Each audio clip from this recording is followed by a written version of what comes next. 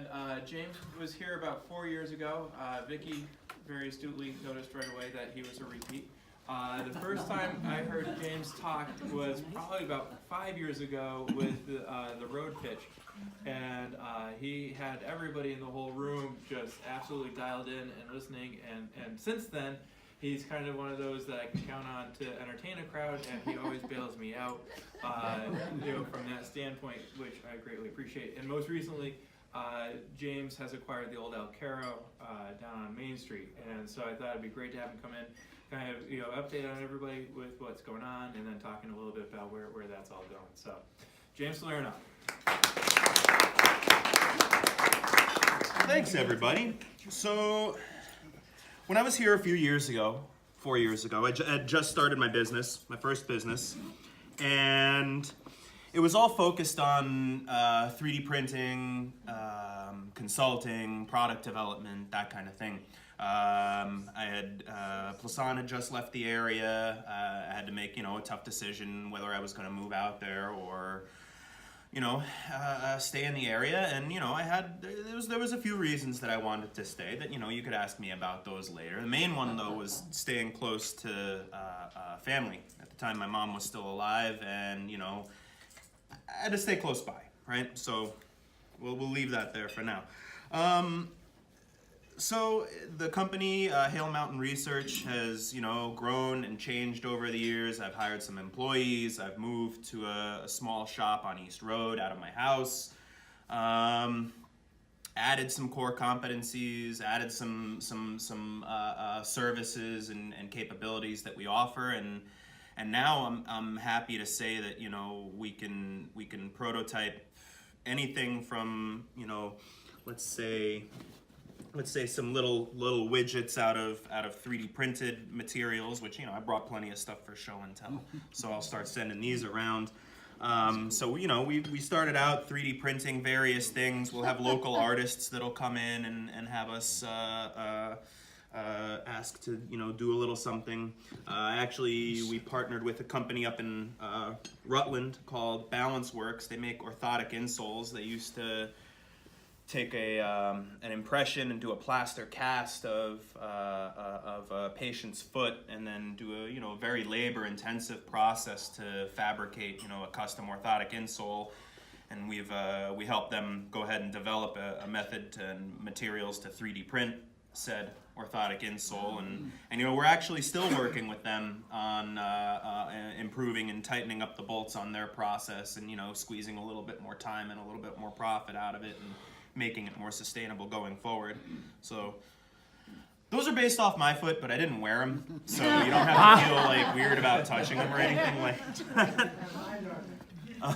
9.5, but the thing is, they won't work for you. They're based off a 3D scan of my feet, and they're based off of the board-certified podorthist's observations and measurements of how my ankles were flexing, how my knees were flexing, different leg length, anything like that. So they're basically they're custom one-offs that he'll do for his patients. A couple more things that we 3D printed. The ones that are really, really super duper smooth and you can't see any layer lines on, those are coming from a process called SLA, which stands for Stereolithography Apparatus. You actually use a laser to cure a liquid resin in a vat, and that, it cures a layer at a time, pulls it up out of the vat a layer at a time, and you're left with a really high fidelity, high resolution piece. The other parts that you can actually see visible striations on are from something called fused deposition modeling, where you take a filament that looks like weed whacker line, and it gets fed through a hot an extruder or a nozzle, and that nozzle will go and make a layer at a time and build up. I brought this little guy to show that it's not just plastic. You can press things like bearings or threaded fasteners or what have you into it to make complex assemblies. The last thing I have in here is for when I tell you about what's going on next. So we do little things like this, but we've also done prototype auto body panels for automotive OEMs. More recently, we actually worked with the research and development team over at NSK, and we made them a great big environmental test chamber for them to test steering columns in. And that they were very happy to have that, because now we made it out of fiberglass, and it's light enough for one person to push around the shop. It's light enough for 4 people to lift up. The thing's 3 feet by 4 feet by 5 feet. To get something like that made out of steel, and it would have weighed over 1,000 pounds. And, you know, we were able to come up with something that weighed, you know, right around 350 pounds. So they were happy to have that. We got that delivered to them, and right as that project is wrapping up, you know, a few more customers, some from down in North Adams, come by. We're working on a medical device for a company out of Rutland that I can't really get into what it is. And while all this is going on, a businessman out of Connecticut, company out of Connecticut that I've been working with for the past 4 years to get something going, my partner in that joint venture comes to me and says, hey, there's an auction for a building on Main Street, and we've been just banging our heads against the wall 48 times trying to find a location here in Bennington that was, you know, affordable, fit for our purpose, and what have you. So he says to me, well, come check out this building, find out what you can about it, and let's see if we can make it work. And we go to the auction. Lo and behold, we wanted it more than anyone else at the auction, and that was October 19th. We won the auction on that. We closed on the building mid-November, and we're going in front of the town next week 14th, 15th, to get our application review panel done and our development review board meeting done, and then, you know, hopefully at the end of that we'll be cleared to do light manufacturing and research and development out of that much larger facility. So, what are we going to be light manufacturing and researching and developing out of that facility? You might be wondering. Well, fortunately for me, my partner has a plan for that already. He's been running a company that's a supplier to the aerospace industry for just about as long as I've been alive, and we're going to be doing research and development for companies like Pratt & Whitney, Sikorsky, Rolls-Royce. We're going to be making things like this. This is a stator vane from the inside of a jet engine, right?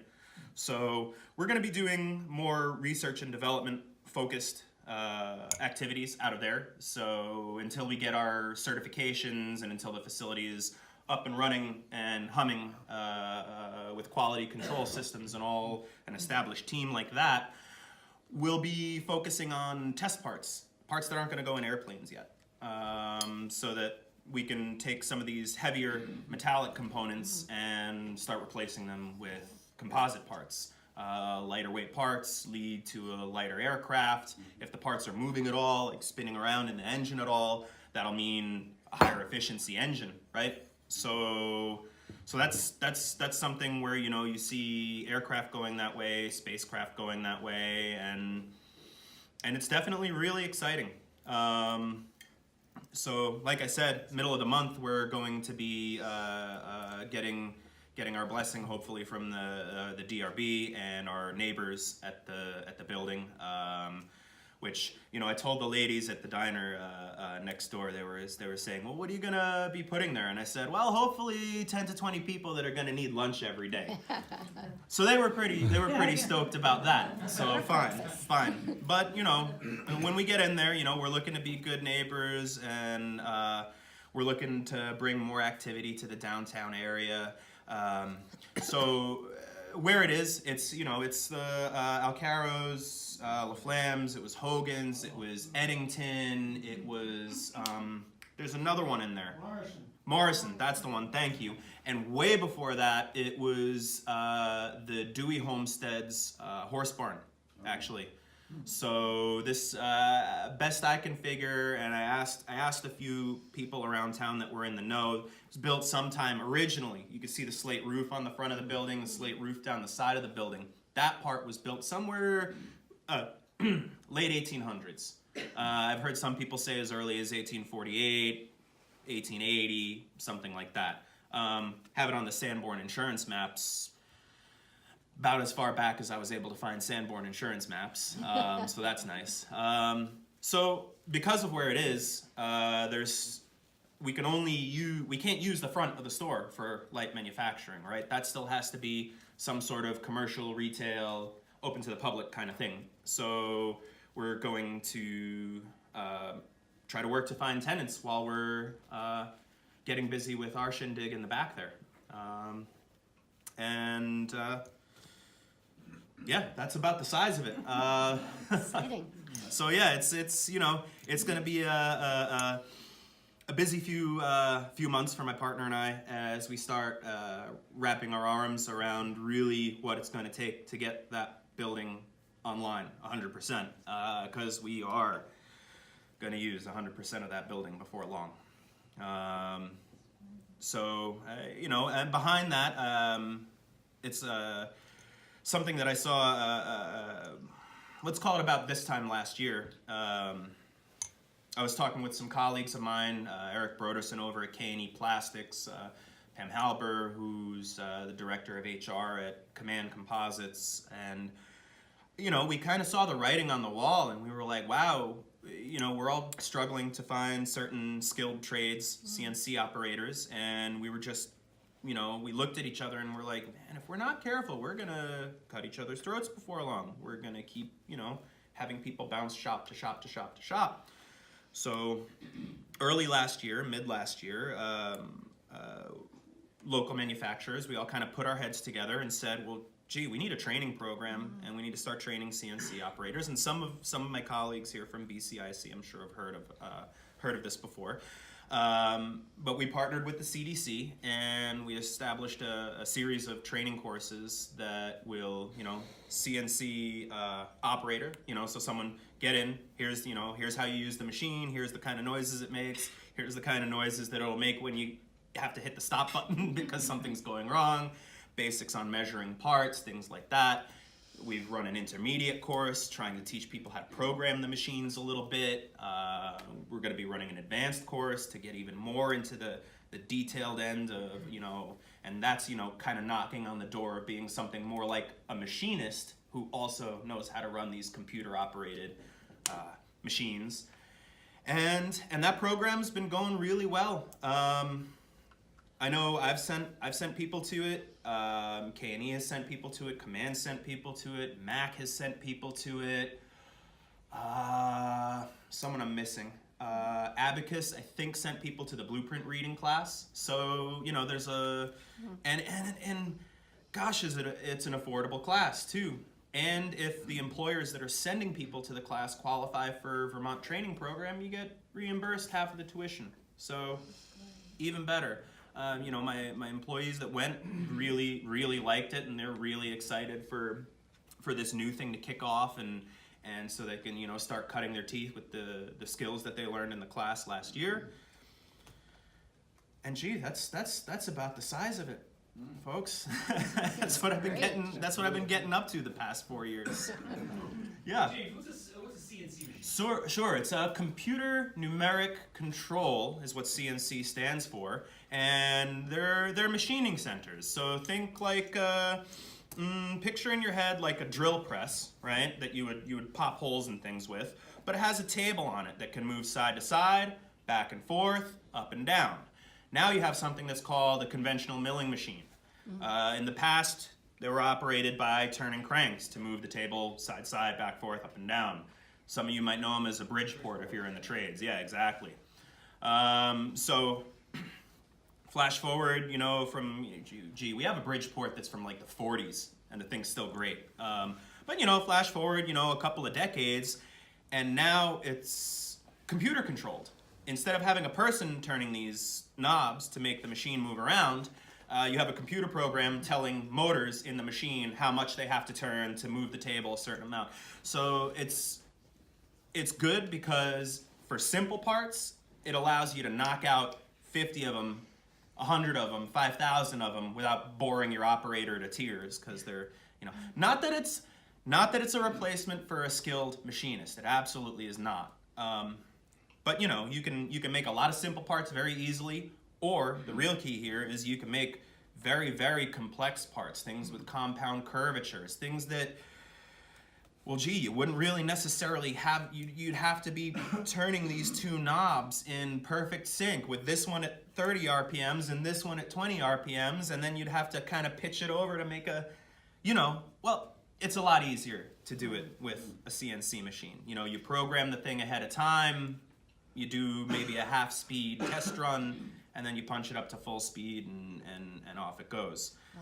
So that's what we're going to be focusing on in that facility, is research and development for CNC applications for the aerospace industry, and we're going to be trying to work with some of our technical partners and work with some of our customers to advance the state of the art for their composites programs in the industry.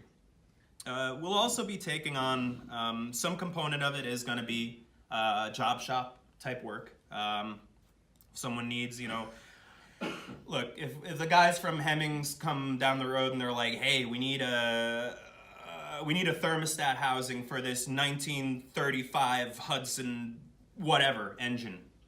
Okay, sure. You got an existing one? All right, take some measurements, set it up, run the part. I'm sure we'll be doing a little bit of that stuff as well, just because I'm a car guy, right? So. Good. So yeah. Happy to hear that CDC is involved in training like that. One thing that you mentioned, doing work for Pratt Whitney. My dad was a lifelong employee of Pratt Whitney when we lived in Connecticut, and walked with a micrometer in his pocket all the time because he was a machinist by trade. And that's kind of a lost art. It really is. Yeah, and not that I wouldn't necessarily call myself a machinist. And I know a machinist wouldn't call me a machinist. I went to school. I did undergrad mechanical engineering at RIT. First class I had Monday morning, 8 in the morning when freshman year started, was in a machine shop. Learning how to use a Bridgeport, learning how to use a lathe, and learning how to make excuses when you crashed something into something else and broke a tool bit. It's tough, and as CNC becomes more popular and more things are software driven, the software kind of holds your hand a little bit, but you still need the foundational expertise, and you still need that. I don't want to call them soft skills.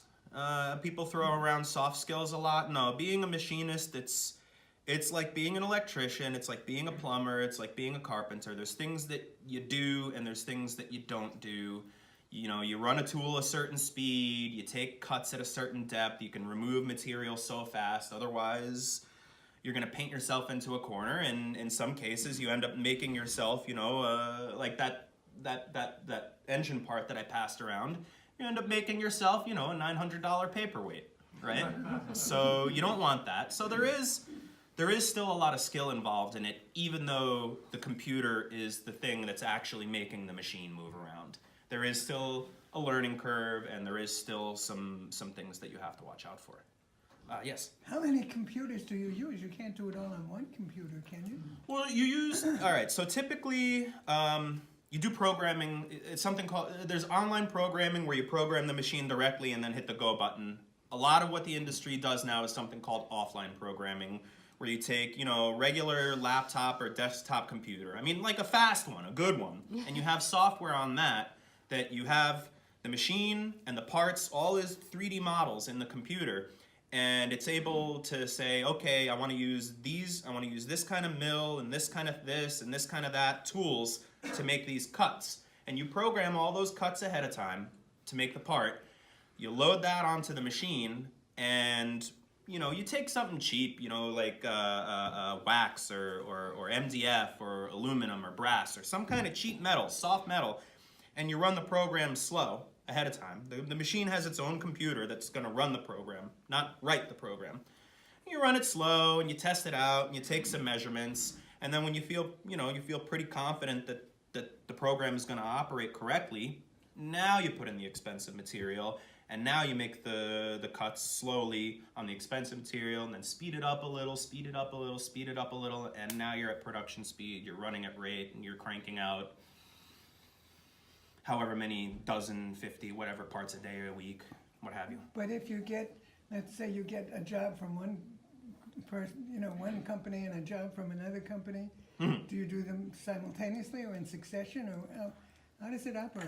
Well, it depends. It depends on what you're doing and what machine you're running it on. So typically, the way it works is, let's say you have 50 of widget A and 30 of widget B.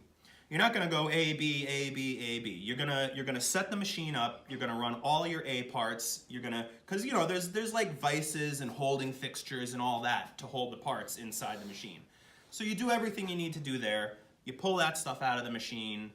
You put the new fixtures and tooling in. You do everything for widget B, 30 of widget B, and you pull that out and off you go. Let me back up. You run one of widget A. You measure it to make sure everything is perfect. Then you run the rest of widget A. Then you switch to B1, measure it, and then run the rest of them. Because you want to check to make sure that first part is good. Otherwise, well, now you made $3,900 paperweights, and nobody wants that, right? So, yes. So it's exciting that you're moving into a downtown location. I Right. think that's the other really great opportunity Right, here. right. That you're bringing manufacturing along with storefront opportunities. So in your thinking about what that storefront opportunity might be, would there be synergy at all? I mean, I look at some of the stuff and say, oh, we could have rotary wheels being made, or we could have this being There made, you or we could go. have that being made. For sure. So would there be some synergy between the storefront opportunities that you might be looking for tenants, or do you see? I'd like to have that. I've been kicking around a bunch of ideas about what to do in the storefront. Now, it's an interesting dilemma because I'm going to likely have my hands full Right. running the main operation and managing whatever tenants go into the space. So, in an ideal scenario, I'd be able to, have 3 people with great ideas and the money and the wisdom to do them, just come and say, hey, here's what we're about, and all right, great, sign the lease, off you go. But, that might not happen quickly, right? So we might need to put something in the front because one of the zoning requirements we have is something that we do manufacture has to be for sale to the public, right? So these little 3D printed widgets that I bought, I don't know, I'll give the guy a shout out, I'll give him a plug. Local artist, Tom Longton. I don't know if anybody knows him. Right. He's got some stuff for sale in Bringing You, Vermont right now. He's a artist, sculptor, 3D designer. We met at something at the Lightning Jar, and he came into my shop 2 days later and said, hey, can you 3D print, here's a thumb drive, load it up, can you 3D print that thing for me? Yeah, of course. I've had a person from, an old friend of mine from out of town come by and visit the shop. Hey, can you 3D print this Christmas gift for my wife? It was we made a small plate like so, a square plate like so, that was a topographical map, a 3D topographical map of the area around their house, right? So another local craftsman, hot rodder, motorcycle builder, Glenn Sauer, he had us 3D print some master mold patterns for a custom motorcycle that he's building, that he swore me to secrecy about what it actually is, but I can tell you it's for a motorcycle. So yeah, there is opportunity there. I guess what I'm saying, there is opportunity there for synergy. I would like to have a 3D printing farm that's, at least, we're open to the public now, but we're kind of tucked away on East Road and, Right. Have our hands full with various other stuff. But I'm working on ways to try to automate and streamline the quoting process and the fulfillment process of the 3D printing side of the business so that I don't have to touch it really anymore, other than, kind of making sure all the plates are spinning in the correct direction and speed. Yes? And Oh, sorry, did you have a One last follow-up? question, is this like really expensive, or, or when Which you do part the of it? tropical map thing, I mean, not that you have to tell us what it costs, but are these things expensive to do, or? It really depends on the size of the part and what material it's going to be made out of. If it's a little trinket about like so, it might cost, I don't know, $20 or something like that. But if it needs to be made out of some exotic material, or it needs some assembly work, it all goes from there. Yeah. And part of what I'm working on, and hopefully I'll get some some good news from the state about a grant on this is setting up a web portal that people will be able to just drop the file in, pick a few things from some drop-down menus, you know, material, color, is it a rush job, things like that. They'll be able to do all that online, and we won't even have to have myself or an employee doing the math behind that, or putting things in spreadsheets and figuring it out. It'll be able to spit out the price like that, right? So there's a service now called Shapeways that does that. So not that I'm gonna try to necessarily go eat their lunch, but you know, we could still make what I'm doing better, right? Thank you. Yeah, you had your hand up first. That little vise that you passed around. Right. Is that a wood vise or is that for a metal vise? No, actually that is for drilling holes in printed circuit boards, right? I wanted something kind of with softer jaws and also with a groove down either side so you could hold a circuit board in it. And, you know, all right, sometimes I'll use it to hold a circuit board while I'm soldering things onto it, but, you know, mostly it's for just delicate poking holes and things. So that's an actual, you use that actual model that you just passed around? Right, yeah. Yep. Yes. Yeah, I was following this recycled plastic, and one of the uses they said is that it would be stock for 3D printers. And have you run into that recycled material yet? I've used a little bit of it. There's actually a company out of Barry, Vermont called Philibot, and they're really, really trying to crack that nut. The challenge with recycled plastics is you can't, I don't want to say you can't because I hate saying you can't. It's difficult to just use recycled plastic for something. Typically, you're going to use some percentage of recycled plastic with some percentage of new plastic, right? I've done some test prints with it. We have many, many thousands of pounds of it that we're trying to figure out what to do with down in Connecticut right now. It's not like it's waste product that we made. It's, you know, it was already pre-recycled plastic that I got from some materials auction from some place in Ohio. But, you know, it was like, I'm like, wow, 2,000 pounds of nylon? Sure, why not? It's how much? It's $10? All right, good. So, you know, we got it, and now we're just trying to find a shoe for that foot, I guess. I don't know. I saw another hand somewhere. Yeah. Does this replace die cut too? Because you're building up rather than cutting in, or? For lower volume stuff, sure. For lower volume stuff, definitely. Probably a better fit for replacing a die cut process for 1-off, 2-off would be either water jet or laser cutting. Oh, laser cutting course. Yeah, and that guy that I mentioned, Tom, before, he has a laser cutter. So if you're looking to do something, he might be a good. Were you talking like laser cutting vinyl? Oh, no, or? it's just I'm infatuated with these greeting cards that are all Oh, die like a cut. picture book, right? Yeah, and they pop up and they're beautiful. It would be a great, and I think they're done by, but they're probably done by laser printer now, or laser cutters. Probably now. laser cut. If you were trying to make, I don't know, a couple hundred of them, it might make sense to do die cut. I mean, it depends on the volume. There's going to be a break-even point because you got to invest in all the tooling to make it. Right. Now I'm wondering if there's a way to 3D print a die cutting fixture. Oh yeah, there you go. And can the paper be used as a material? Probably. Yeah, maybe.